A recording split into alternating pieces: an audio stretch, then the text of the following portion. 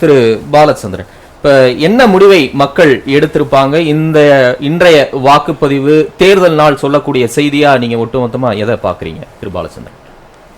தங்களுக்கு எது நன்மை என்பதை அவர்கள் எப்படி உணர்ந்திருக்கிறார்களோ அதன் அடிப்படையில் தான் ஓட்டு போட போறாங்க. ஒரு சின்ன வித்தியாசம். உண்மையான நன்மை என்ன, தங்களுக்கு நன்மை என்ன என்று இவர்கள் எதை உணர்ந்திருக்கிறார்கள், இந்த ரெண்டுக்கு இடையில ஒரு வேறுபாடு இருக்க முடியும். அந்த வேறுபாடு எந்த அளவு குறுகுதோ அந்த அளவுக்கு ஜனநாயகம் வலிமை பெறும். இப்ப தங்களுக்கு நன்மை அப்படின்னு சொல்லி பார்க்கும் பொழுது, இந்த பஸ் பயணங்கள்ல பெண்களுக்கு இலவச பயணம் கொடுத்தது, உரிமை தொகை கொடுத்தது, நான் முதல்வர் திட்டத்தை கொண்டு வந்தது, அதுதான் ரொம்ப முக்கியமானது. தேர்தலே சொல்லாம இந்த காலை உணவு திட்டத்தை இதுல அரசு பள்ளி மாணவர்களுக்கு கொடுத்தது. இது மாதிரிப்பட்ட இது வைட் ரீச், சந்தேகமே இல்லாம. இதை தவிர இங்க பேசுறதுக்கு கூச்சப்படுவாங்கன்னு நினைக்கிறேன். ஆனா உண்மை என்னன்னா, தங்களுக்கு நன்மை செய்கிறார்கள் யார் அப்படின்னா, இந்த பணப்பட்டுவாடும் நன்மை செய்யறதான் ஜனங்கள் நினைக்கிறாங்க. அதனால அதுவும் ஒரு ஃபேக்டர் தான். They will take that also into consideration. இது எல்லாத்தையும் சேர்த்து வச்சுதான் ஓட்டு போடுவாங்க. இதுல சில விஷயங்கள் தெளிவுபடுத்த வேண்டியது. இந்த 1 லட்சம் பேருக்கு இது கிடைக்கலன்னு சொல்லி சொன்னாங்க. டிராப்ட் எலக்டரல் ரோல்னு ஒண்ணு முதல்ல பப்ளிஷ் பண்ணுவாங்க. டிராப்ட் எலக்ஷன் ரோல், ஒரு எலக்ஷன் ரோல் தயார் பண்ணோம்னா அதை டிராப்ட பப்ளிஷ் பண்ணி அதுக்கு கிளைம்ஸ் அண்ட் அப்ஜெக்ஷன்ஸ் அதுக்கு கொடுக்க முடியும். எல்லா அரசியல் கட்சிகளும், நான் நிர்வாகத்தில் இருந்திருக்கேன், எல்லா அரசியல் கட்சிகளும் SUCI socialist union centre of India ஒரு சின்ன அரசியல் கட்சி பெங்கால்ல. ஆனா அவங்க முதற்கொண்டு அதை குறிப்பா பார்த்துட்டு தங்களுடைய இதெல்லாம் சொல்லுவாங்க, அப்ஜெக்ஷன்ஸ் எல்லாம் சொல்லுவாங்க. அது எல்லாத்தையும் இவங்க தான் விட்டு போயிருக்கு, அல்லது இவங்க இடத்துல இல்ல, இவர் செத்து போயிட்டாரு, இது எல்லாத்தையும் சொல்லுவாங்க. அப்ப அது எல்லாத்தையும் சேர்த்துதான் ரோல் ஃபைனலைஸ் பண்ணுவாங்க. அப்போ பாரதிய ஜனதா கட்சி தமிழ்நாட்டுல இதை செய்யாததுக்கு என்ன காரணம்? அவங்களுக்கு தேர்தலுடைய முக்கியத்துவம் உணராம இருந்தாங்களா, அல்லது இதை செய்யக்கூடிய அளவுக்கு தொண்டர்படை இல்லாம இருந்ததா அப்படிங்கிறதுக்கு அவங்கதான் பதில் சொல்லணும். இல்ல அதான் திரு அர்ஜுனமூர்த்தி சொன்னார்ல, இப்பதான் நாங்க தேர்தல் களத்துக்கே வரோம், தமிழ்நாடு எங்களுக்கு ரொம்ப டிஃபரெண்ட் ஆனது, 2026க்கு நாங்க தயாராயிட்டோம், இதெல்லாம் எங்களுக்கு ஒரு பாடம், அடுத்தடுத்த நிலைக்கு நாங்க போவோம் அவரே விளக்கம் கொடுக்கிறார்ல அர்ஜுனமூர்த்தி. இல்ல அப்ப பொன் ராதாகிருஷ்ணன் இவங்க எல்லாம் எலெக்ட் ஆனதுக்கு காரணம் யாரு? மற்ற கட்சிகள் தானா? பாரதிய ஜனதா கட்சிகள் ஒரு ரோலுமே இல்லையா இதுக்கு முன்னாடி அவங்க ஜெயிச்சதுக்கெல்லாம்? அதனால I don't think that's very correct explanation. என்னைக்கு தேர்தல் மோடு வந்துருச்சோ அன்னைக்கு நிச்சயமா வாலண்டியர்ஸை கொண்டு வரணும். இதையெல்லாம் பார்க்காத அளவுக்கு நாம புதுசா தேர்தல் இறங்கணும்னு சொல்றது ஏற்றுக்கொள்ளத்தக்கதா இல்லை. இன்னொன்னு, எல்லா கட்சிகளுமே சாதனை செஞ்சிருக்காங்க. நான் சொன்னேன், மக்களுக்கு முந்தி 52 இருந்த அளவுக்கு இன்னைக்கு மக்கள் இல்லை. அவங்களுக்கு அடிப்படையான விஷயங்கள் புரியுது. ஆனா அதையும் தவிர சில கவர்ச்சிகள்னால அவங்க கவரப்படுகிறார்கள் அப்படிங்கிறது. அந்த கவர்ச்சி எந்த அளவுக்கு குறையுதோ அந்த அளவுக்கு நல்லதா இருக்கும். இப்ப அதிமுக பத்தி நிறைய சொன்னாங்க, திமுக பத்தி நிறைய சொன்னாங்க, அதிமுக பத்தி நிறைய சொன்னாங்க. நான் கேட்கிறேன், ஒரு பொண்ணுக்கு கையில வளையல் போட்டுட்டு அடி வயசுல கத்தி வச்சு குத்துனா அது என்ன அந்த பொண்ணுக்கு சிறப்பு செஞ்சதாகுமா? இந்த தமிழ்நாட்டுல தமிழர் அல்லாதோர் தமிழக அரசுடைய வேலை வாய்ப்புகளில் சேர்ந்து கொள்ளலாம்னு சொல்லி ஒரு ஜியோவை இஷ்யூ பண்ணது ADMK கவர்மெண்ட் தான் பண்ணாங்க. ரொம்ப இதா நான் எந்த கட்சியை சேராதவர்கள் சார்பில் சொல்றேன், இதை விட தமிழகத்துக்கு துரோகம் யாருமே செஞ்சிருக்க முடியாது. இப்ப என்ன, தமிழ்நாட்டுல எல்லா தமிழ் இளைஞர்களும் வேலையெல்லாம் வாங்கிட்டு போயிட்டாங்க. ஆனா தமிழக அரசில் நிறைய வேலை வாய்ப்புகள் இருக்கு அப்படிங்கிற நிலைமையா இருக்கு இல்ல. இன்னைக்கு இந்திய நாடுன்னு சொல்லி பாத்தீங்கன்னா, இன்டர்நேஷனல் லேபர் ஆர்கனைசேஷன் ILO என்ன சொல்லியிருக்காங்கன்னா, உலகத்துல வேலையில்லாத இளைஞர்கள் இருக்காங்களே அந்த ஏஜ் குரூப், அந்த உலகத்துல உள்ள வேலையில்லாத இளைஞர் பட்டாளத்துல 74 விழுக்காடு இந்தியாவில மட்டும் இருக்காங்க. இது ILO ரிப்போர்ட். அதே மாதிரிதான் தமிழகத்துல வேலை வாய்ப்புகள் இன்னும் தேடிக்கிட்டு இருக்காங்கிறது உண்மை. அப்படி இருக்கும்போது இப்படிப்பட்ட ஒரு ஜீவோ போட்டு நாங்க தமிழர் நலனை காப்போம் அப்படின்னு சொல்றது அவ்வளவு அர்த்தமுள்ளதா இருக்காது. அவங்க மறுபரிசீலனை செய்ய வேண்டும். எது தமிழர்களுக்கு நன்மை, இதெல்லாம் ஜனங்களுக்கு தெரியாம போகாது, நிச்சயமா தெரியத்தான் செய்யும். இப்போ ஒரு இடத்துல நம்ம ஒரு பிரிட்ஜை கட்டிட்டோம், ஒரு போட்டோ கொண்டு வந்துட்டோம்னா வரவேற்பு தெரிந்த விஷயங்கள் தான். ஆனா அடிப்படைன்னு சில விஷயங்கள் இருக்கு, அந்த அடிப்படையை விட்டுறது கூடாது. எல்லா மாநிலங்களும், பாரதிய ஜனதா கட்சி ஆளுகிற மாநிலம், காங்கிரஸ் ஆளுகிற மாநிலத்துல எல்லாமே தன்னாட்சி சாயலுக்கு முதல்ல வேலை வாய்ப்பு கொடுங்கன்னு தான் கேட்டுட்டு இருக்காங்க. அதுல எந்த தவறும் கிடையாது. ஒரு குறிப்பிட்ட அளவு விழுக்காடு இங்க வேலை வாய்ப்பு இல்லாம குறைஞ்சி இருக்கும்போது இவங்களுக்கு கொடுக்கணும் கேட்கல, எந்த தவறு இல்லை. ஆனா இங்க இருக்கிற வேலை வாய்ப்பை பறிச்சுட்டு அதுக்கப்புறம் நாங்க தமிழர் நலனை காப்போம்னு சொல்றதுல அர்த்தம் இல்லை. அதுக்கப்புறம் ஜனங்கள் வேண்டிய வேலையும் பார்ப்பாங்க, பொள்ளாச்சியும் பார்ப்பாங்க, தூத்துக்குடியும் பார்ப்பாங்க, பார்த்துட்டு தான் ஓட்டு போடுவாங்க. அப்ப இது குணம் நாடி குற்றம் நாடி அவர்கள் மிக நாடி மிக்க கொள்ளுங்க. Nobody is a saint. 100% saint யாருமே கிடையாது, 100% பாதி யாருமே கிடையாது.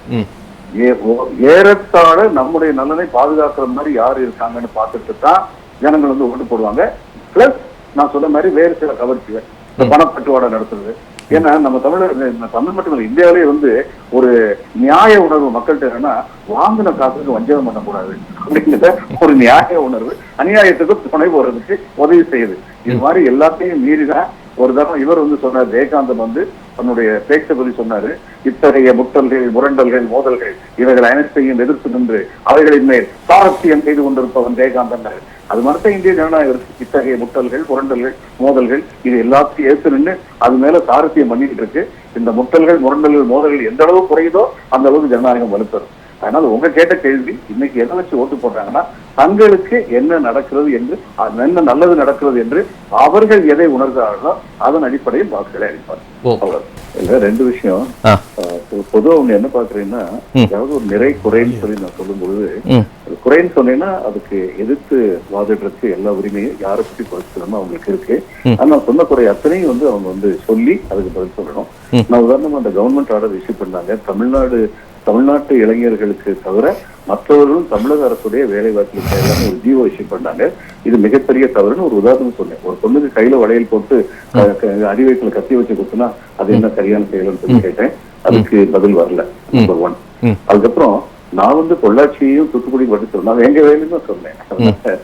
நாங்க எல்லாத்தையுமே சொல்றோம். இன்னொன்னு சொன்னேன், குணம் நாடி குற்றமும் நாடி அவற்றுள் மிக நாடி மிக்க குழந்தை சொல்லி மக்கள் வந்து முடிவெடுப்பாங்க. இந்த கற்பழிப்பு இதெல்லாம் ரொம்ப தப்பான விஷயங்கள், யாருக்குமே அதுல வந்து சந்தேகம் இருக்க முடியாது. ஆனால் கற்பழிப்பு இல்லாத நாடே கிடையாது. ஒரு அரசு செய்யறதில்லை, தனி மனிதன் உள்ள மிருக உணர்வு காரணமாக இப்படிப்பட்ட செயல்கள் நடைபெறுகின்றன. எது முக்கியம், அப்படிப்பட்ட ஒரு தவறு நடக்கும்போது அரசு உடனடியாக அதுக்கு விசாரணை நடத்துறாங்களா இல்ல கடத்தல போடுறாங்களா, இதுதான் முக்கியம். ஒரு அரசு செய்ய வேண்டியது, குற்றங்களே இல்லாத நாடு இல்லை, ஆனால் குற்றங்களை தடுப்பதற்கும் குறைப்பதற்கும் அரசு முயற்சிகள் மேற்கொள்ள வேண்டும். ஒரு நரிக்குறவு பெண்ணு வந்து நரிக்குறவு பெண்ணுங்கிறதுக்காக நடத்துனர் பேருந்து நடத்துனருக்கு வந்து கொஞ்சம் மரியாதை இல்லாம பேசினாருன்னா உடனடியாக பணியிடை நீக்கம் செய்யப்படுகிறார் அப்படின்னா அது நல்ல அரசு, சந்தேகமே கிடையாது. இது மாதிரி எல்லா இடத்துலயும் அவங்க நடந்துக்கணும். ஏதாவது ஒரு இடத்துல நடக்காம இருந்தாலும் அந்த ஊர் மக்கள் வந்து போய்ப்பாங்க, அதுக்கு அவங்க மரணம் வந்து அனுபவிக்கணும். அதனால இந்த ஒரு முக்கியமான கோட்பாட்டை வந்து அவங்க வந்து நான் சொன்னதுக்கு வந்து பதில் சொல்ல மற்றதெல்லாம் சொன்னாங்க. இன்னொன்னு, இந்த திருவள்ளுவர் கலாச்சார மையம்னு சொல்லி ஐயா சொன்னாங்க, இது ஒரு பெரிய ஏமாத்து வேலை, இது பெரிய ஏமாத்து வேலை. ஏன்னா அந்த திருவள்ளுவர் பத்தி நீங்க ஒண்ணுமே செய்ய போறது இல்லை. அதை படிச்சு பாருங்க என்ன செய்யறாங்கன்னு. யோகால இருந்து ஆரம்பிச்சு என்னென்னமோ செய்ய போறாங்க. இவங்களுடைய பண்பாட்டு கலாச்சாரம் இவங்க எதை நம்புறாங்களோ அதை அவங்க சொல்ல போறாங்க. பேர் மட்டும் திருவள்ளுவர் கலாச்சார மையம். இது ஒண்ணு. இன்னொன்னு நான் பார்த்திருக்கேன், இந்த அடிப்படையான குறைகளை நம்ம சொல்லும் பொழுது அந்த குறைகளை பத்தி பேசாம அடுத்ததை பத்தியே பேசிட்டு போயிடுவாங்க. உதாரணமா பாஜகவை பத்தி முதல்வர் வந்து திரும்ப திரும்ப ஒரு கேள்வி கேட்கறது, வருஷத்துக்கு 2 கோடி பேருக்கு வேலைன்னா 10 வருஷத்துல 20 கோடி பேருக்கு வேலை வருதுங்க, அது என்னாச்சு அப்படின்னு சொல்லி கேட்கிறாரு. விவசாயிகளுடைய வருமானம் இரட்டி பார்க்கணும்னு சொன்னீங்களே, இரட்டி பாக்குறீங்களான்னு கேட்கிறாரு. அடுத்து ஒவ்வொருத்தர் அக்கௌண்ட்லயும் 15 லட்சம் ரூபாய் போடுற சொன்னீங்களே, இப்ப என்ன செய்வாங்கன்னா அந்த 15 லட்சம் மட்டும் எடுத்துக்கிட்டு நாங்க அப்படி தேர்தல் அறிக்கையில சொல்லவே இல்லை அப்படின்னு ஆரம்பிப்பாங்க, திசை நிறுத்துவாங்க. உண்மை என்ன, யாரை இவர்கள் பிரதம மந்திரி வேட்பாளர் என்று சொன்னார்களோ அவரே அதை சொன்னார். அதை மனுப்புவாங்க. என்ன சொல்லி மனுப்புவாங்க, இல்ல பணம் வந்துச்சுன்னா கொடுப்பேன்னு சொன்னார். அவர் அப்படி சொல்லல. இல்ல போட முடியும், 15 லட்சம் ரூபாய் ஒவ்வொரு இந்தியர்கள் வங்கி கணக்குலையும் போட முடியும், அவ்வளவு பதுக்கி வச்சிருக்காங்க, கொடுக்கறேன்னு சொல்லல, போட முடியும்னு சொன்னாரு. ரெண்டுக்கு வேறுபாடு இருக்கு.